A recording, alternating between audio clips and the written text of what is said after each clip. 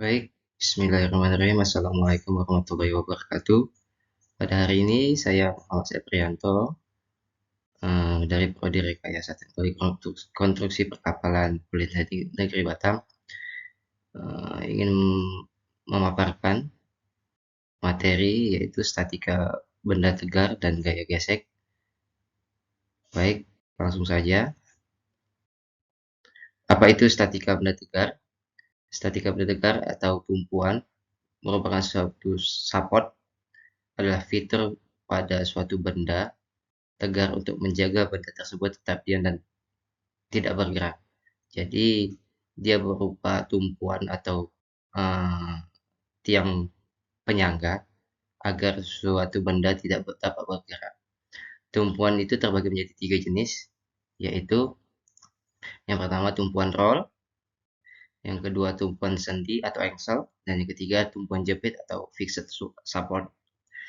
Di mana tumpuan roll itu adalah jenis tumpuan yang mampu menahan gaya vertikal yang ke arah atas, namun tidak mampu menahan gaya horizontal secara mendatar, yaitu kita bilang sebagai sumbu X dan sumbu Y. Pada tumpuan roll, batang atau struktur akan bebas bergerak secara horizontal, sehingga rese yang dihasilkan tumpuan ini hanya gaya normal, yaitu tegak lurus dengan bidang yang sentuh. Sedangkan tumpuan sendi atau engsel merupakan tumpuan engsel adalah yang dapat menahan gerakan translasi, namun tidak mampu menahan gerak rotasi. Dalam artian tidak dapat menahan gerak lingkaran, berupa lingkaran seperti rotasi clockwise ataupun searah jarum jam. Secara sederhana, tumpuan engsel dapat menahan gaya vertikal dan horizontal, tapi tidak bisa menahan momen pada struktur tersebut. Yang ketiga yaitu tumpuan jepit atau fixed support. Tumpuan jepit ini merupakan jenis tumpuan atau koneksi yang paling kaku di antara jenis tumpuan yang lain. Tumpuan jepit membatasi dalam semua gerakan translasi dan rotasi, tidak bergerak ataupun berputar segala arah. Jadi intinya tumpuan jepit ini dalam kondisi mati, tidak dapat bergerak horizontal maupun vertikal maupun horizontal dan tidak dapat berrotasi. Ya, baik. Selanjutnya, ini merupakan contoh suatu dalam kehidupan kita. Contoh suatu benda yang dalam kehidupan sehari-hari yang dapat kita melihat terdapat beberapa jenis tumpuan, yaitu pertama di sini dapat kita lihat ini ada tumpuan sendi atau engsel, dan ini merupakan jenis tumpuan sendi juga atau roll. Ini merupakan free body atau kita sebut dengan diagram bebas. Di sini dapat kita lihat panjang balok ini keseluruhan yaitu 17 feet, di mana titik tumpunya berada di titik pusatnya berada di titik D, yaitu W200 lb. W ini merupakan weight atau beban. Jadi titik bebannya berada di titik D.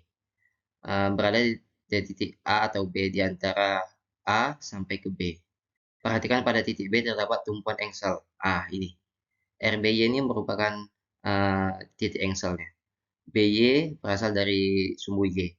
Dan ini RBX dari sumbu X. Jadi ini merupakan titik sendi atau engsel tadi. Sehingga memiliki dua gaya reaksi yaitu RBX dan RBY. Di sini tadi. Gitu. Oke, next.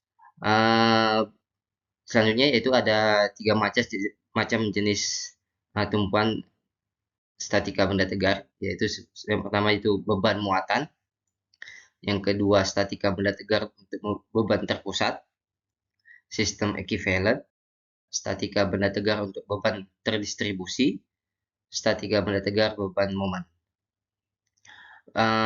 Beban atau muatan loads atau loading merupakan gaya eksternal yang bekerja pada suatu struktur. Jadi beban atau muatan itu seperti kita menekan sesuatu benda sehingga dia dapat pressure atau tekanan dari tangan kita. Seperti kita mendorong meja, jadi dia mendapat beban atau dorongan itu mendapat tekanan dari tangan kita ketika kita menekan ke arah atas meja, yaitu berupa gaya eksternal yang bekerja pada suatu struktur secara umum. Terdapat tiga macam beban, yaitu beban terpusat, beban terdistribusi, dan beban momen. Baik, ini merupakan beberapa contoh dalam kehidupan kita yang dapat kita lihat. Ini merupakan contoh beban terpusat. Kita dapat lihat di sini sebuah penyangga besi dan dapat secara melintang dan ini memanjang. Jadi titik pusat yang dimaksud beban terpusat dia hanya bagian titik tersebut saja, yaitu titik pertama. Kita anggap ini sebagai ini F1, ini F2, dan ini F3.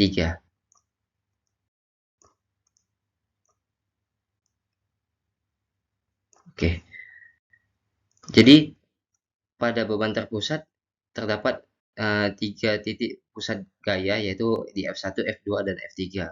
Ini merupakan contoh dari beban terpusat. Dan ini merupakan contoh dari beban terdistribusi atau secara merata.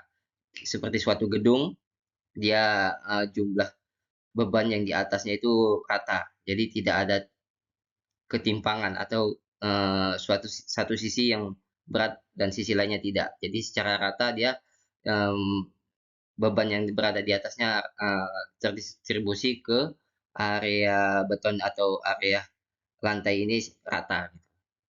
Yang ketiga yaitu beban distribusi kan ada dua tadi. Yang pertama rata dan yang kedua tidak rata.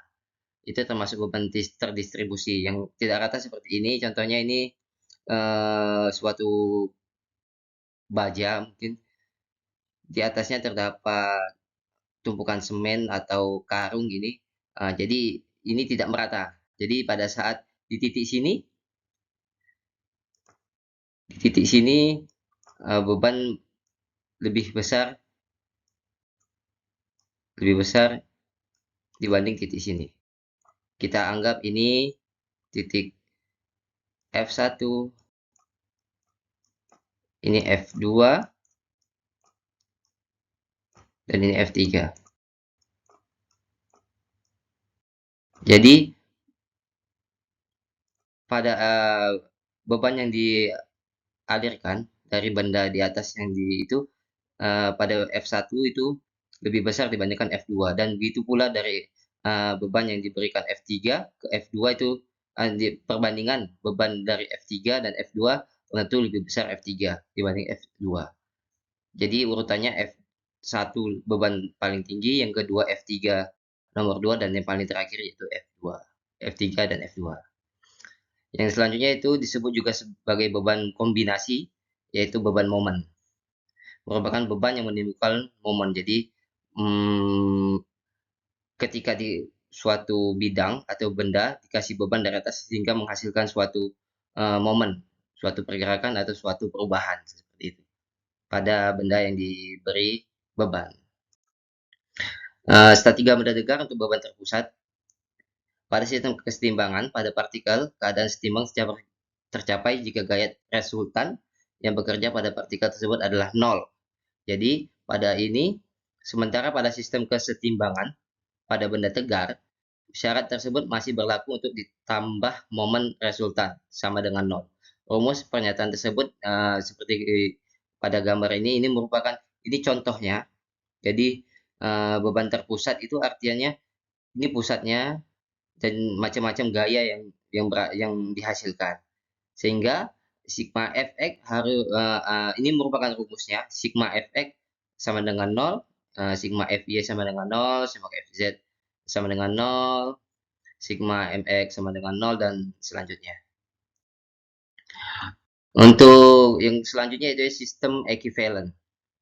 Sebuah beban yang bekerja pada suatu struktur dapat digabungkan menjadi beban equivalent yang besarnya sama dengan resultan beban yang bekerja dan posisinya dapat ditentukan dengan cara serupa dengan titik pusat massa.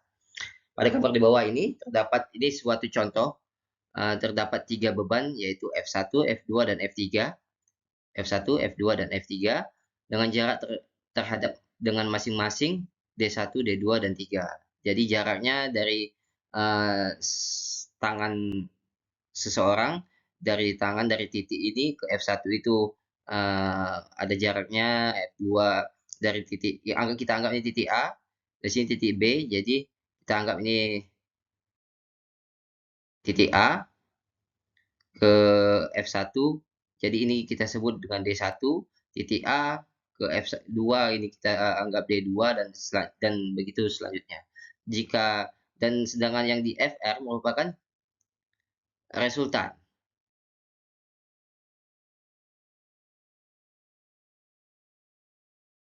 Jadi jarak titik A ke titik FR, titik resultannya yang di sepanjang titik A ke FR atau dari tangan seseorang ini ke FR itu disebut dengan D. Dengan rumus sebagai berikut. Untuk mencari FR sama dengan F1 ditambah F2 dan F3. Jadi gaya 1, gaya 2, dan gaya 3 dijumlahkan untuk mendapatkan hasil dari FR. Sedangkan untuk mencari panjang D ini kita dapat menggunakan rumus F1 ditambah D1 ditambah D1 ini F1 dikali D1, sorry, dan F2 dikali D2 ditambah F3 ditambah D3 dibagi FR, hasil FR tadi dibagi FR. Sehingga kita harus mencari FR-nya dulu. FR-nya dulu yang ini tadi, sorry, maaf.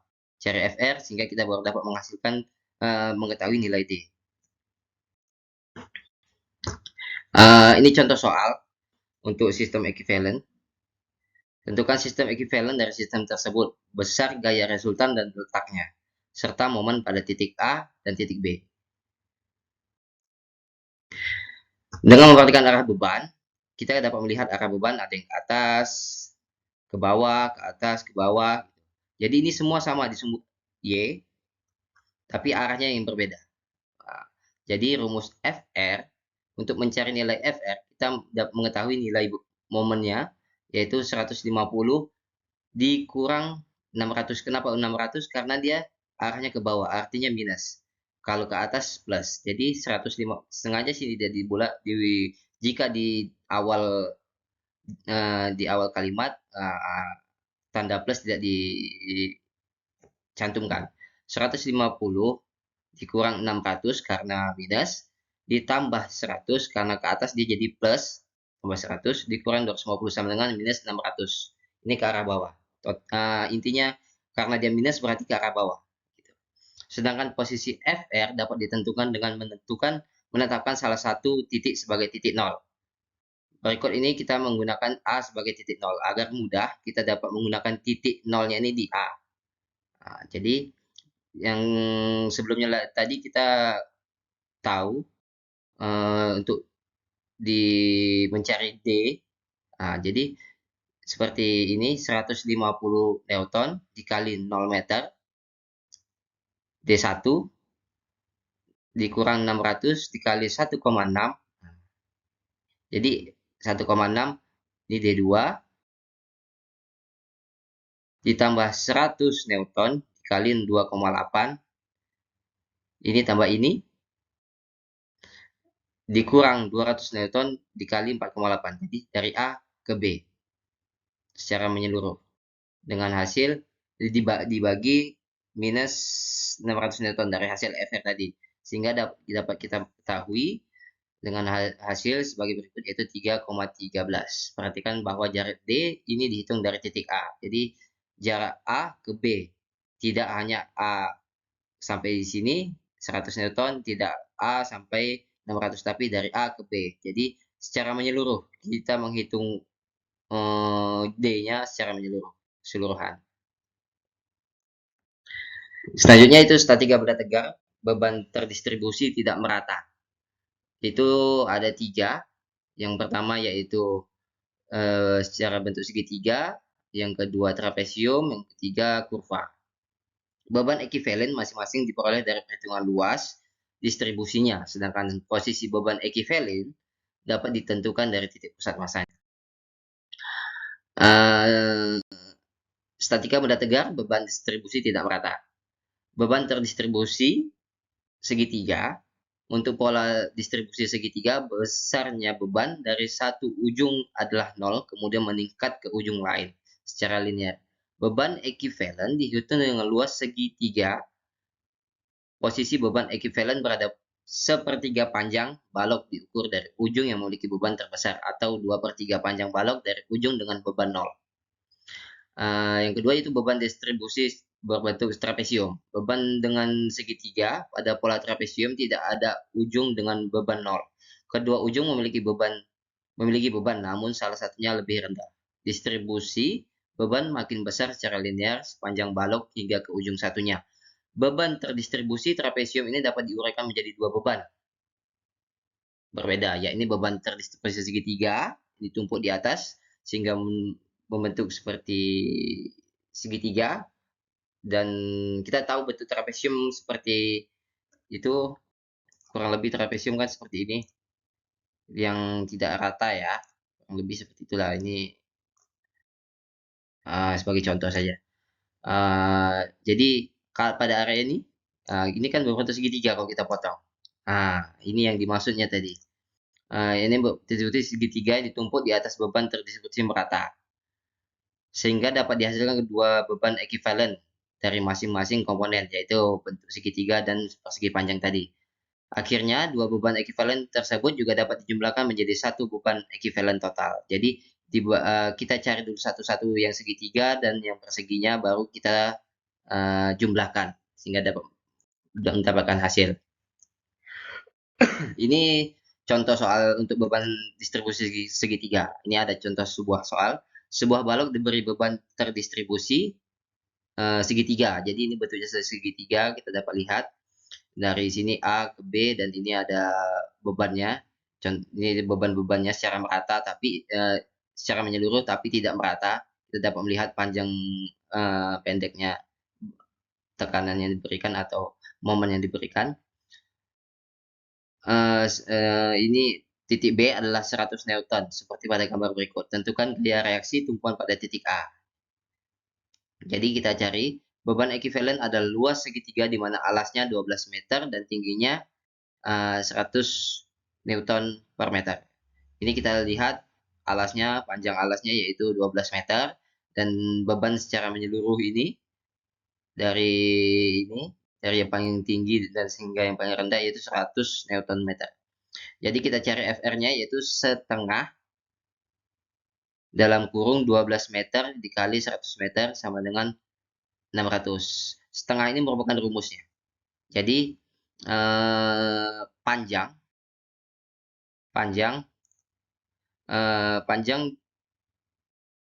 dikali panjang alas dikali dengan tekanannya atau F atau gaya yang diberikan, reaksi gaya yang diberikan pada suatu benda tersebut, dengan hasil sebagai berikut 600 Newton. Sedangkan letak beban ekuivalen ini atau D berada pada centroid X, yang jika diukur dari titik A adalah X sama dengan 2/3, ini merupakan rumus, kali 12 meter. Jadi ini kita mencari alasnya saja untuk panjang ini. Jadi sama dengan 8 meter. Seperti itu. Perhatikan tumpuan sendi di titik A dan tumpuan roll di titik B. Ini kan ada di A. Ini kan kita dia dapat ke atas ke bawah. Ini merupakan tumpuan sendi dan ini tumpuan roll. Dia bisa ke kiri dan ke kanan.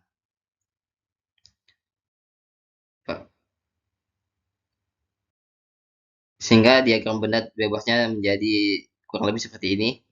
Ini untuk kita terfokus ke bagian ininya saja, kita ke bagian bawah, yaitu untuk bagian tumpuannya, yaitu tadi tumpuan sendi dan tumpuan roll. Baik, selanjutnya ini kita dapat lihat ini dengan rumus yang tadi yang sebelumnya kita sudah bahas,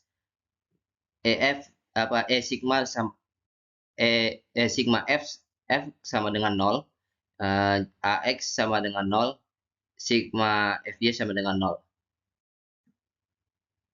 AY ditambah B dikurang 600 Newton sama dengan 0. Jadi, untuk mencari kenapa kita tahu Fx-nya sama dengan 0, di sini di sumbu X tidak ada beban atau momen atau gaya yang dihasilkan, jadi Fx sama dengan 0. AY juga seperti itu, AX sama dengan 0 karena tidak ada gaya yang dihasilkan pada area sumbu X. Sedangkan di sigma Fy yaitu juga tidak ada momen yang dihasilkan. AY ditambah B dikurang 600 Newton sama dengan 0, sehingga AY ditambah B, nolnya kita alihkan ke depan sehingga yang nilainya minus menjadi plus. Sigma MA sama dengan 0, yaitu artinya minus 600 Newton dikali 8 meter. Hasil yang ini tadi dikali dengan yang ini. Seperti itu. B dikali 12Y sama dengan 0. B dikali 12 meter sama dengan 4.800 Newton meter. 4.800 Newton dikali meter. Meter dihilangkan sehingga B sama dengan 400 Newton. Karena AY ditambah B sama dengan 600. Maka AY sama dengan 200. Kenapa hasilnya 200? Karena 600 dikurang 400. Yang kita cari nilai AY. Jadi nilai hasilnya 200 Newton. Yang selanjutnya yaitu contoh soal beban terdistribusi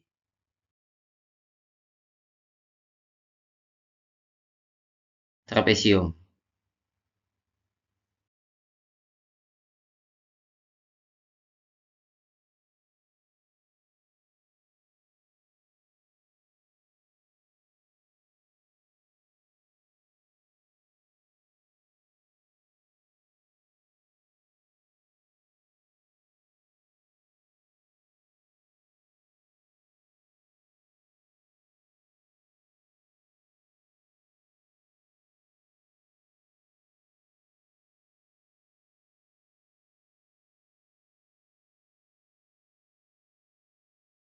Baik, selanjutnya saya akan menjelaskan kisah benda tegar dan permukaan horizontal.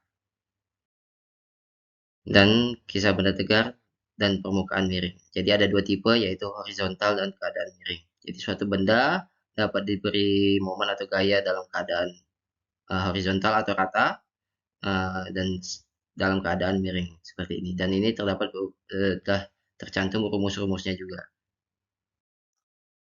Ini contoh soalnya, gaya besar 500 Newton. Ini kita dalam hal bidang miring ya. Gaya besar 500 Newton bekerja pada sebuah balok dengan berat 1,5 kilonewton diletakkan pada bidang miring. Ini suatu benda diberi gaya sebesar 500 Newton ke arah atas.